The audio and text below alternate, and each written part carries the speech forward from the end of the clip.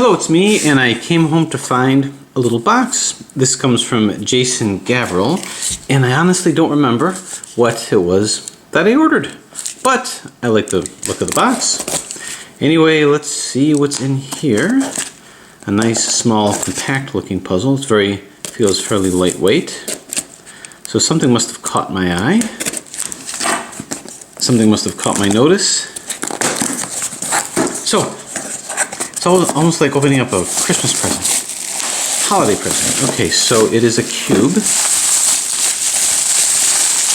And let's see what it is. Three-dimensionally printed, it feels like.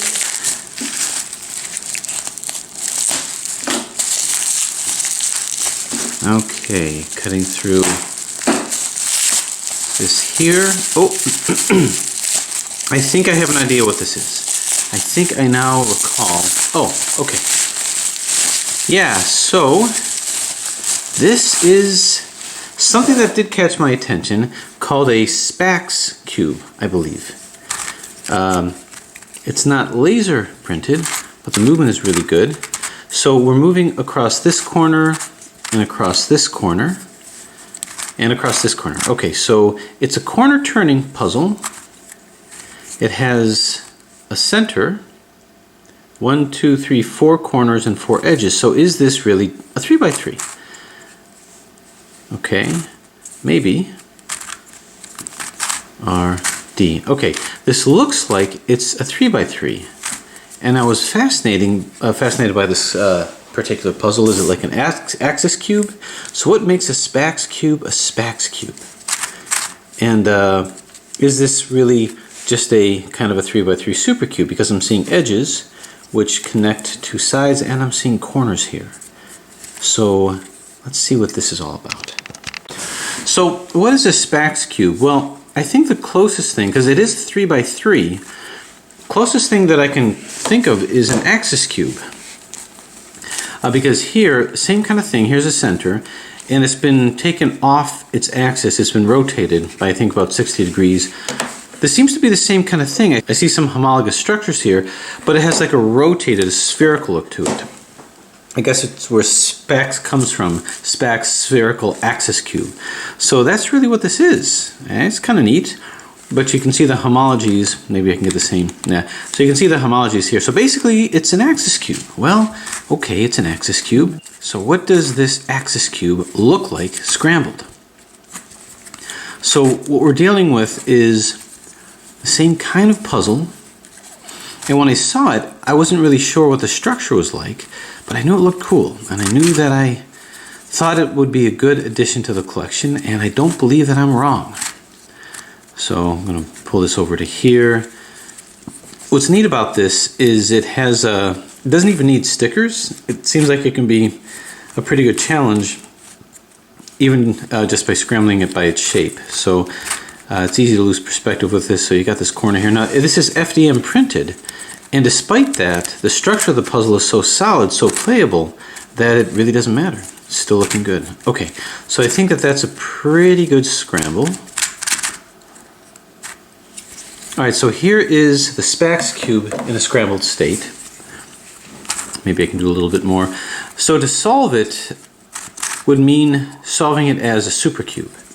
So here's a center. So to put edges in, I've got, well, this is upside down here. Rotate this around, bring this in. No, it appears that this is not the right edge. So where do you want to go if not here? Do you want to go here? No. You don't. Move this into here and here. Now, so I'm wondering if maybe it belongs to a completely different side. Oh, you know what? There's actually two places it might be able to go. Might be able to go here, not there, not here, maybe here. Aha, yeah, right here. That's what's fun about these new puzzles, is perspective is an issue. Okay, so this has to be angled to the proper center, so this is going to be angled to this center. The next one will be angled to this center, So, well, actually this center. So I'm looking for another orange edge. Looks like maybe this orange and white.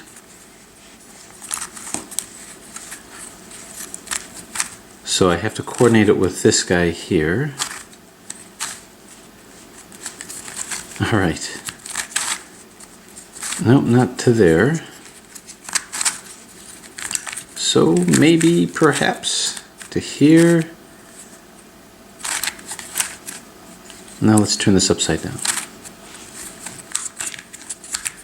Okay, I'm putting this puzzle through a little bit of punishment, but it's holding up nicely.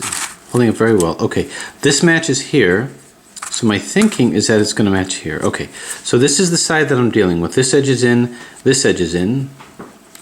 This is going to be, well, what kind of an edge is this? It looks like, oh, that's a center. It looks like it's going to be a blue and red, possibly this one here. So let's see which one of these it falls into. Here, nope. Maybe here, yes. So if I turn this to here, no, it doesn't belong there.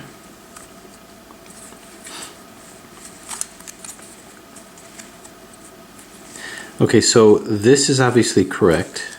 So I'm going to bump this out of the way, move this into what appears to be the right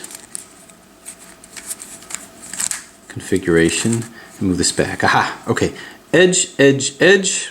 I got to get the edge over here, and it's going to be blue. Now let's see. To get its square shape, this is going to be angled like this. So this edge is going to be, it's going to span two blues. So I think maybe it's this guy right here. All right. Nope, not there. Maybe here, turn, and let's turn this back. Okay, so here's my cross of the first layer. So now corners.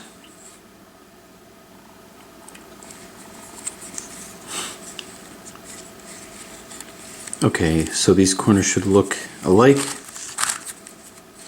And boom. Now orange. I think this is the proper orange corner here. So it does not have rotational equivalency. So I'm not going to run into any false equivocations with this. False equivalencies with this. Boom. Okay, this one is going to have orange and blue. No, yeah, orange and blue and yellow. So that's this corner here. So these corners are generally pretty small. Orange and blue and yellow. So I believe this came from Chewbacca's store. And it's so far a neat little solve. Okay, so this is the first layer here. Let's look at the white. Put the white one in. Turn, turn, and turn. Okay, so this is the first layer here. Keeping my perspective about me, I'm going to want to turn this upside down and put these layers in. So this is going to come down to here. So we do our second layer, beginner's method algorithm. Not a fast method, but it's consistent and it works. Okay, this is going to be here, and this is going to come in like so. So U, UI, LI, U, L, U, F, UI, FI. Okay, now we look at this one. Let's see which one. Which one is left, and that would be this. It appears. So we've got turn, turn, turn, turn. UI, R, U. Okay. Okay, so we just need to get this one in. So it's our last one. And that's going to be a pure yellow. Not this side, but this side. Alright, so this is as good a turning puzzle, despite its FDM printing, as any mass-produced puzzle. And again, that speaks to how solid this puzzle is. Okay, so we're down to the last layer, finally, the payoff layer. And we look to see what's rotated correctly and what's rotated incorrectly. So this is rotated right. This is rotated right, so these two are correct, which means these two, so these two are rotated wrong. So if these are correct, this represents kind of an L formation. So it's going to be F, U, R, U, I, R, I, F, I.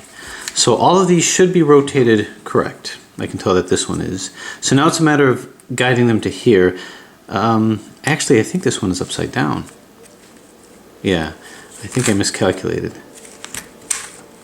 These are both right side up. This must be upside down. And this is upside down. Okay. I went a little astray there. These are both upside down. These are both right side up.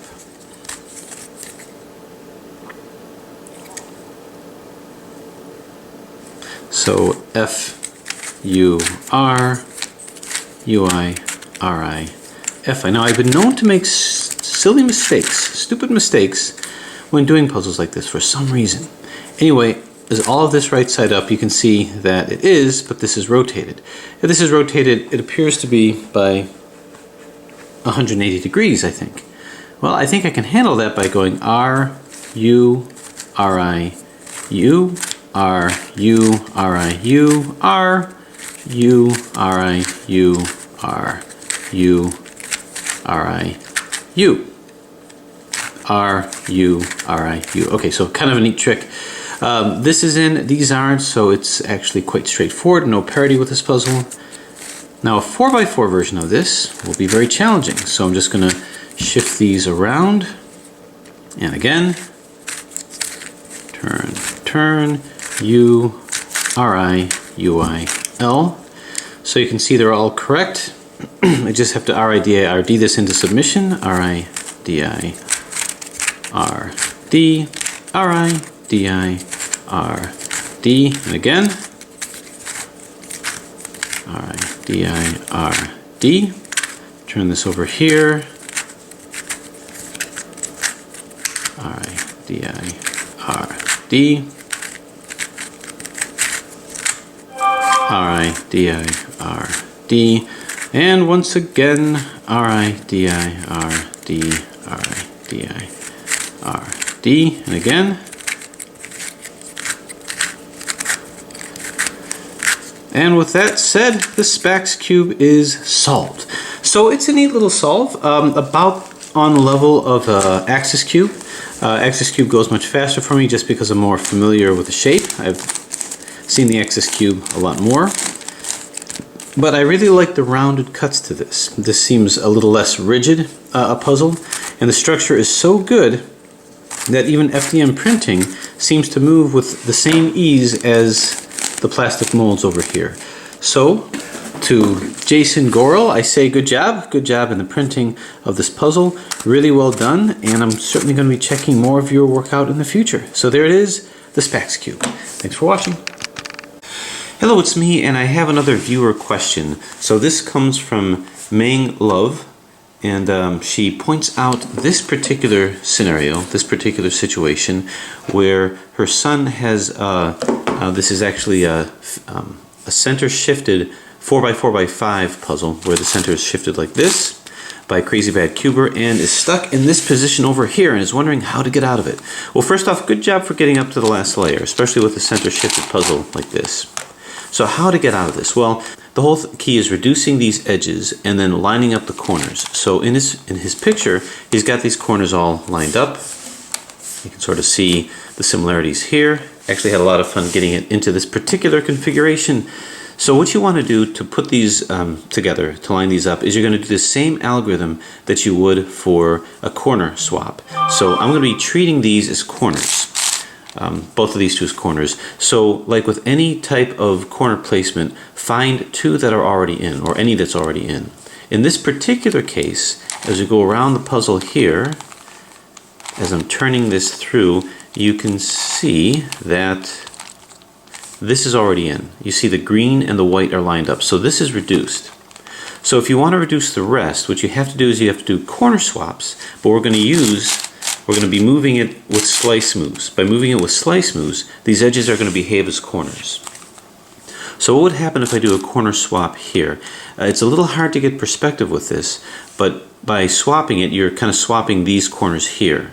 So this is going to swap with this when I do that. The best way I can demonstrate that is to use this actual crazy bad face shifted or center shifted 4x4x5. So you can see that this is over here. So these edges here are correlated with these edges here. What you have the equivalent of is you have the equivalent of these two edges in and these not in. So if I were to do a swap like this, these two are going to swap. So if I do 2R, U, 2R, UI, 2R, UI, D, 2R, UI, 2R, U, 2R, and this moves back. Now I don't actually know if I've ever done an actual tutorial on this before. I know I did one with this, but I don't know if I did one with this. But anyways, you can see these two swapped. But not just that, these two also swapped. Note this yellow one here. Now this bottom swapped along with that. So you have to bear in mind with every move that I do up here, I have to find a way to undo the move from down here in terms of doing a corner swap. So by doing that, these two swapped and these two swapped. 2R, U, 2R, UI, 2R, turn, 2R, UI, 2R, U, 2R. This turns back. So too, these two, like these two, if these two are going to swap, these two are going to swap. Because this is correlated with this piece, this is correlated with this piece, and this is correlated with this piece. So it gets a little confusing there. Now here's the thing. What I want to do is I'd like to swap them all in, but if I do that, these are going to be swapped as well. So I got to be careful. If I do one swap, I'm going to reduce all of these centers, these edges, it appears, but I'm going to have these de-reduced. So I have to be careful and not reduce it like this, because here's the problem. If I reduce this yellow is going to be with this green, right? So if I swap this green is going to come over here, and it turns out that that'll match with this. So I'll have a yellow and green that's reduced. So that's good. So these two will swap here, and then these two will swap. So this white will be down to here, and this blue will be here. And that'll match with this, because if this blue is here, and this white will be here, now these two will swap, and then these two will swap. So we'll have a blue here and a white here, so these will be fine. And then what's going to happen with the other ones? Well, if this blue is here, this white is here, this blue will be here, this will stay here, so I'll have a yellow and a blue, and that'll match with this.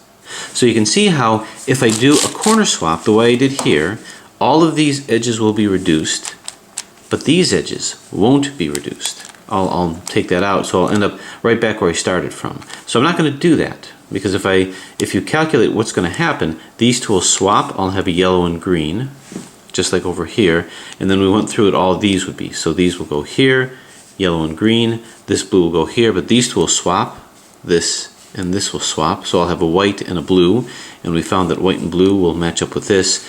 So what we need to do, if I'm in a situation with these center shifted puzzles, and I want to coordinate it with the bottom here, I have to make sure that if this is out of sync, which it is, this also has to be out of sync.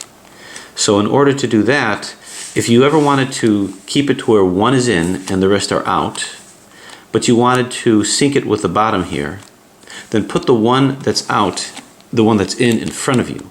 By putting the one in front of you and doing a corner swap, you're going to take this out of sync, and you're going to basically destroy this reduced edge, but you're going to create another reduced edge somewhere else.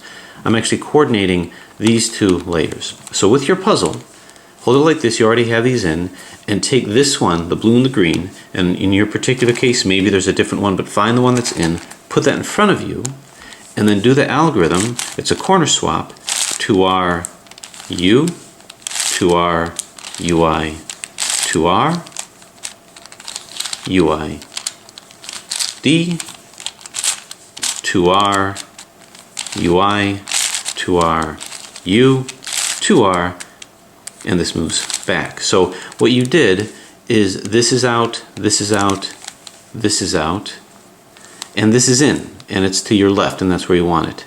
Now here, this has now been taken out, but find the one that's not out. And you're going to see it's this one actually. I think I said it was this one, but it's actually not, unless this one is in too. No, it was opposite. I thought this was going to be in. So it turns out that this guy over here, this is correctly reduced. None of the rest are. So if I were to put this right next to here, so these two are lined up, they're both on the right side, another corner swap, okay, another corner swap will once again reconstitute this layer, but will it reconstitute this layer? Well, let's see what's going to happen. So if I swap these two, this blue will end up here. So I'm going to have a white and a blue. And that's going to put this in because this is a white and a blue side. I'm not going to go by this layer because it's been taken out. I have to go by this. So this will be fine. This white and blue will be fine. Okay, so if this swaps. And then this will swap. So I'm going to have a yellow here. These will swap and I'm going to have a blue here. So a blue here and a yellow here, and that'll match up with this. Okay, so this will be fine. This will swap, so I'll have a green here and a white. And that'll match up with this side here. Okay, so if I do this, if I now hold this here, I'm going to reconstitute this side and I'm going to reduce all of these guys. So let's do it. 2R U, 2R UI, 2R UI D, 2R UI, 2R U, 2R. This was taken out. And now you can see this side has now been reconstituted. So these two are fine. These two are off, but it's reduced correctly, and this is reduced correctly. Okay, so what you did is you just reduced these pieces, these edges over here. So now it's a matter of getting this whole thing, now that they're all reduced, putting them to rights. So what I would do first is line up the corners once again. So I'm looking for two corners that match. So this matches and nothing else. These two match and these two don't. So I'm going to do a corner swap. But now instead of the corner swap being sliced from the middle, I'm going to slice from the edge. And by doing this, it's going to line up all the corners. So find two corners that are in, and these are corners, not edges. Put them to the left. So it's the same algorithm, and then do our algorithm. Let's move that out of the way there. 2RU. Well, actually, I got to think about this because if I do that, it will match these corners up, but it's going to destroy these. So to do that, I have to put this bottom one in sync with the top one. Right now, they're out of sync. So what you have to do is you have to put them in front of you, just like we did with the last time. So if you put it in front of you, we're going to take these corners out, and these corners will still be out, but two will be in, and in this case, these two will be in. So take the two that are in, don't put it on the left yet if the bottom one is already done. Put it in front of you, and now do a corner swap. 2R U, 2R UI, 2R UI D, 2R UI, 2R U, 2R. Now remember, it's not the same corners that I'm using. I'm doing this slice, not a deep slice. And this moves back. Okay, so you're going to find these two corners are out on this side. These two are in. And now we find the two that are in. It's going to be hard, but you have to line it up, match it up with these down here. So let's see. White and blue. Okay, these two are in, and these two are not. So these two are correct. So what I'm going to do is I'm going to line the two that are correct in conjunction with each other to the left. So that way these two are correct and these two are correct in relation to each other. Another corner swap will get this whole layer back, and these corners will now be coordinated. That's 2R U, 2R UI, 2R UI D, 2R UI, 2R U, 2R. This moves back. And that's the fun thing about this center shifted concept, is you have to coordinate these two layers with each other. You don't get that with a normal 3x3x5 or 4x4x5. But you'll find that now these corners are now coordinated and these edges are reduced. So now it's a matter of putting them back in. We can see this is lined up and these aren't. Once again, so we're going to be doing edge swaps now, but we have to coordinate that with this layer over here. My suggestion is this: all of your moves do adjacent edge swaps. Don't do opposite edge swaps. If you do an opposite edge swap here, you're going to swap these two as well. And then you may find yourself having to just do an adjacent one. But if you do an adjacent one here, you'll get this whole thing in, but you'll have this, these two will swap, and then these two will swap, and this will be out. If you keep doing adjacent edge swaps, then you'll keep taking it out, in, as opposed to out and out, if that makes sense. So only adjacent swaps at the top, because whatever you do here will translate down here as well, like a mirror image. So what kind of adjacent edge swap can we do? Well, if I swap these two, this will be in. So I want to do an adjacent swap of these two. So if I hold this, here and I do an edge swap, these two will be in, these two will be out. Well, this will come into here, and then when this is here, I have to adjacent edge swap these, then move this here, edge swap these, and get these two back. So that's 2R, U, 2R, U, 2R, 2U, 2R, 2U, 2R, U, 2R, UI, 2R. Okay, now don't panic. There's going to be a lot that appears to be out. These two are going to be swapped, and these two are also going to be swapped. So don't worry, you didn't scramble the puzzle. This is just the normal misplacement that happens when you do a single swap. An odd number swap, just swapping these, just doing a single swap. So this one was placed, so you can see this is all in. All we have to do is move this to here. An adjacent swap will put this whole thing in. This will swap back, and this will also swap back. So that's your leap of faith.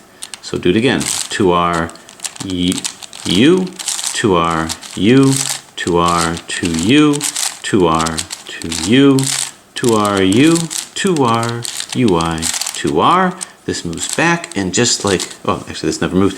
And just like magic, all this was fixed, and we just move this over to here, and bang, it's done. So the challenge of this puzzle has to do with doing algorithms that you already know quite well, but doing corner swaps when reducing edges, and also having to coordinate it with this over here. Just remember that if you want to get corners in, you have to know how to get a corner out. So how to destroy a corner that's in, place it somewhere else so that you can coordinate it with this bottom layer, and to only do adjacent edge swaps. So it stands to reason that there would have been difficulty with this puzzle. I commend you for getting it right to the last layer, but certainly you have to kind of think in terms of coordination beyond just the usual strategies with this. By the way, as I've never really done a full tutorial on this, if anyone's interested, I'm happy to do a full tutorial to see how we got it to that point, how to even avoid that situation. But in any case, hope that helps, and thanks for watching.